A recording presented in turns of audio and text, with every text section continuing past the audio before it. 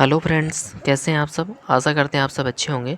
अपनी daily current affair series को आगे बढ़ाते हैं और आज हम 24 दिसंबर के कुछ महत्वपूर्ण बिंदुओं पर चर्चा करते हैं। ये ऐसे पॉइंट जो परीक्षा की दृष्टि से बहुत ही महत्वपूर्ण रहते हैं। तो चलिए वीडियो स्टार्ट करते हैं। आज का पहला पॉइंट है, भारत और वियतनाम के तटरक्षक कर्मियों ने संयुक्त समुद्री अभ्यास, उसका नाम क्या है, हॉफ टैप का आयोजन कहाँ किया है। तो ये कहाँ किया गया है, ये कोची में किया गया है। और इसका उद्देश्य क्या था, तो इसका उद्देश्य समुद्र की सुरक्षा और तेल रिसाव के लिए इसका अभ्यास किया गया है। और भारत और वियतनाम के बीच एक और अभ्यास होता है, इसको क्या कहते हैं, विनबैक्स अभ्यास। किसके किसके बीच होता है, वो भारत और वियतनाम के बीच होता है। वियतनाम की राजधानी की बात करें तो क्या है, हनोई इसकी राजधानी है। दूसरा पॉइंट है, अंतर्राष्ट्रीय सौर गठबंधन रूपरेखा समझौता पर किसने हस्ताक्षर किए हैं। तो ये हस्ताक्षर किसने किए हैं, ये मालदोवा ने हस्ताक्षर किए हैं। और इसका उद्देश्य क्या है, तो ये अक्षय ऊर्जा को बढ़ावा देना इसका उद्देश्य है। अक्षय ऊर्जा कहें, ये इसको नवीनीकरण या नवीकरणीय ऊर्जा को बढ़ावा देना उसका उद्देश्य है। इंटरनेशनल सोलर अलायंस की अगर बात करें तो इसकी स्थापना 2015 में होती है और ये इंडिया और फ्रांस के सहयोग से इसकी स्थापना होती है।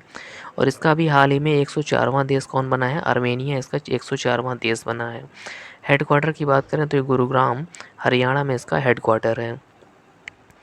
तीसरा पॉइंट है, आईडीएफसी फर्स्ट बैंक और ह्यूरन इंडिया की शीर्ष 200 स्वनिर्मित उद्यमियों की सूची में टॉप पर किसे रखा गया है। तो किसे रखा गया है, ये टॉप स्थान किसका मिला है, तो ये राधा किशन दामानी को मिला है। इसमें टॉप पर कौन रखा है, टॉप पर किसे रखा गया है, तो राधा किशन दामानी को मिला है।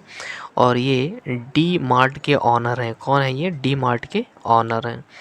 चौथा पॉइंट है, हाल ही में 150 गंतव्यों को जोड़ने वाला देश का पहला हवाई अड्डा वो कौन बना है, वो दिल्ली हवाई अड्डा बना है। और इसका पहले नाम क्या था, तो ये पालम पालम एयरपोर्ट इसका नाम था पहले।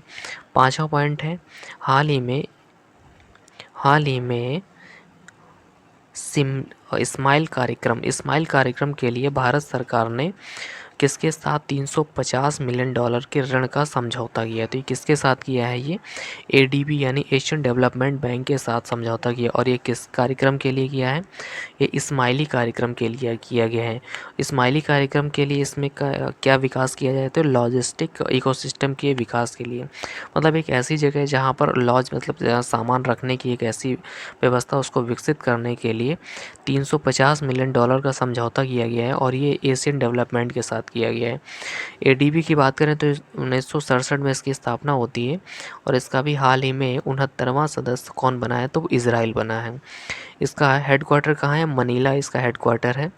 और वर्तमान में एशियन डेवलपमेंट बैंक के जो हेड हैं वो कौन है, मसातो कांडो अभी हाल ही में नियुक्त हुए हैं। छठवां पॉइंट है, हाल ही में वॉल स्ट्रीट जर्नल ने go to global destinations for 2025 सूची में किस स्टेट को शामिल किया गया है, तो ये एमपी को किया गया है। और ये पहली बार ऐसा हुआ है। और ये क्यों शामिल किया गया है, एमपी की अगर बात करें तो इसमें तीन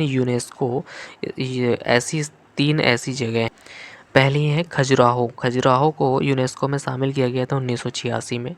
दूसरा सांची स्तूप, इसको शामिल किया गया था कब, वो 1989 में। और तीसरा भीमबेटका की गुफा, इसको स्थापित किया गया था, शामिल किया गया था 2003 में। और एमपी में ही यूनेस्को में शामिल किया गया था, ग्वालियर को साहित्य के शहर के रूप में शामिल किया गया था। बात करते हैं सर्वाधिक की, तो सर्वाधिक क्या है, टाइगर एमपी में है।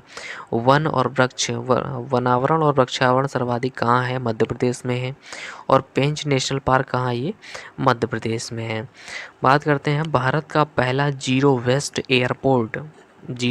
एयरपोर्ट कौन सा है, तो माँ अहिल्या बाई होलकर एयरपोर्ट है। ये कहाँ है, ये इंदौर में है। अभी हाल ही में इंदौर में एक कानून आया है जो 1 जनवरी से लागू होगा कि भीख देना एक अपराध है, कानूनन जुर्म है। डियर फ्रेंड्स, आज के लिए इतना ही, मिलते हैं अगली क्लास में। और अगर वीडियो अगर अच्छा लगा हो तो हमारे चैनल को सब्सक्राइब करें और बेल आइकन को प्रेस करें। ऐसे ही पॉइंट्स जो परीक्षा की दृष्टि से बहुत ही महत्वपूर्ण पॉइंट रहते हैं, आप डेली सिर्फ 5 मिनट में ही ऐसे पॉइंट्स आप कवर कर सकते हैं। तो चलिए कल मिलते हैं। Thank you.